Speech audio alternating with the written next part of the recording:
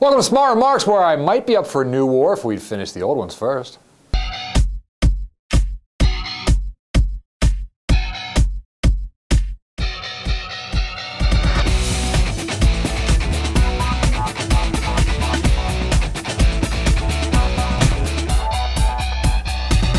So you probably noticed we got a brand shiny new war, this time in Libya, where American warplanes have joined the, quote, coalition in order to help stop Colonel Muammar Gaddafi from terrorizing the poor citizens of Libya. If you believe that, President Obama desperately wants you to believe that. And he went on the TV this week to talk about how Americans are wonderful and blessed and virtuous and duty-bound to prevent suffering and do all we can for the poor, oppressed civilians of Libya.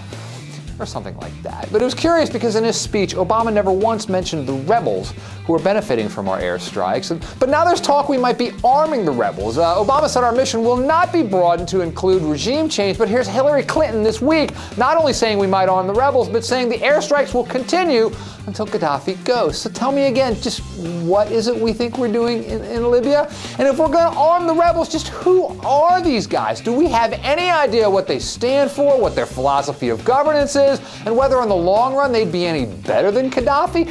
This question has gone virtually unaddressed in the media, with the notable exception of a piece in The New Yorker by John Lee Anderson, who spent some time amongst these rebels and reported that they range from street toughs to university students. They've been joined by unemployed hipsters, middle-aged merchants, mechanics, shopkeepers. We got some workers for foreign companies. We got former soldiers. They are, quote, spurred by bravado and defiance, but barely able to handle weapons. For many of them, the fighting consists largely of performance, dancing and singing and firing into the air, and of racing around in improvised gun wagons.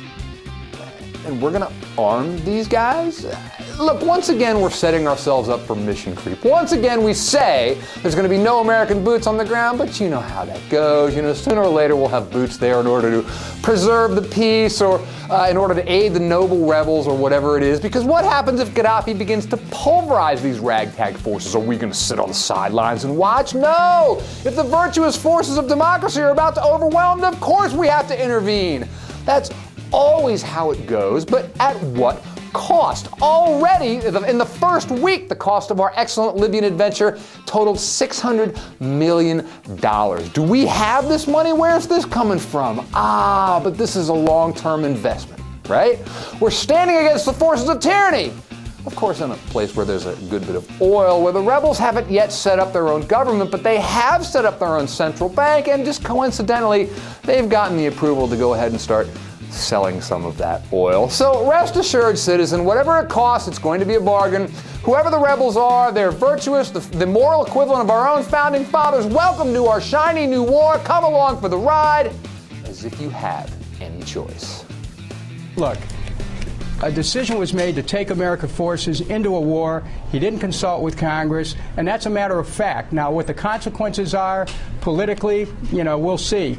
But the fact is, we're going to spend $500 million in the first week on this war.